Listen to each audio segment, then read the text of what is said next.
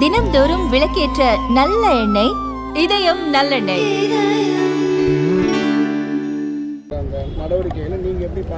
கண்டிப்பாக அதுக்கு எந்த விதமான எங்களுக்கு முழு எதிர்ப்பு உண்டு. அந்த விஷயங்களுக்கு இது இரண்டு மாநிலங்களை சம்மந்தப்பட்ட பிரச்சனை, விவசாயிகள் மட்டுமல்ல குடி தண்ணீர் சம்மந்தப்பட்ட விஷயம்.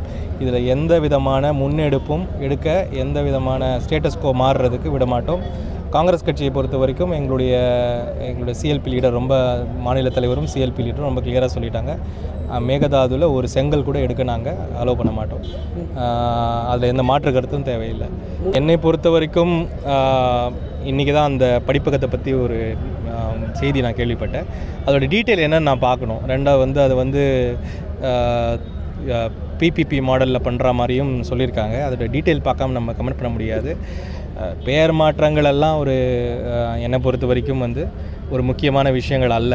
அது எந்த பேரில் நடந்தாலும், ஆனால் மாற்றம் செய்வது இது நார்மலாக ஒரு அரசியல் போக்காக மாறிடுச்சு. பட் அதெல்லாம் ஒரு முக்கியமான விஷயம் அல்ல. மக்களுக்கு நல்ல விதமான சேவைகள் அங்கே கிடைக்க வேண்டும், அதுதான் எங்களுடைய எண்ணமாக இருக்குது. நான் டே ஒன்லேருந்தே நான் அதை புஷ் பண்ணிட்டு தான் இருக்கேன். இறந்தவர்கள் என்பது ஒரு ஒரு நமக்கு தெரிய ஒரு விஷயம். மீதி மருத்துவமனையில் இருக்கவங்களுடைய அன்றாட வாழ்க்கையிலேயே அவங்களால ஒன்றும் பெரிய பாதிப்பு ஏற்பட்டிருக்கு. அவர்களுக்கு தக்க நிவாரணம் கிடைக்க வேண்டும் என்பது என்னுடைய ஒத்தாயம். நான் மறுபடியும் ஒரு தடவை கவர்மெண்ட்டுக்கு இதை நான் புஷ் பண்ணுறேன்.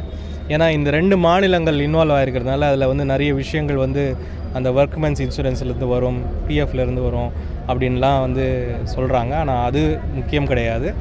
இன்னும் இந்த கேஸ் முடிஞ்சிடல.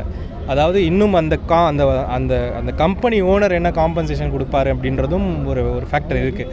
இது எல்லாத்தையும் ஒட்டுமொத்தமாக பேசி அவர்களுக்கு நல்ல ஒரு காம்பன்சேஷன் அட்லீஸ்ட் நம்மளால் செய்ய முடிஞ்சது அது மட்டும்தான். அதை எடுத்து வாங்கி கொடுப்பதற்கு எல்லா முயற்சியும் நான் எடுப்பேன். அது மாற்றம் தீவிரமாக பாதிக்கப்பட்டவங்க எல்லாருமே அந்த ஒரே ரூமில் இருந்த அந்த ஜார்க்கண்ட், ஒரிசா மாநிலங்களை சேர்ந்த பெண்கள் தான்.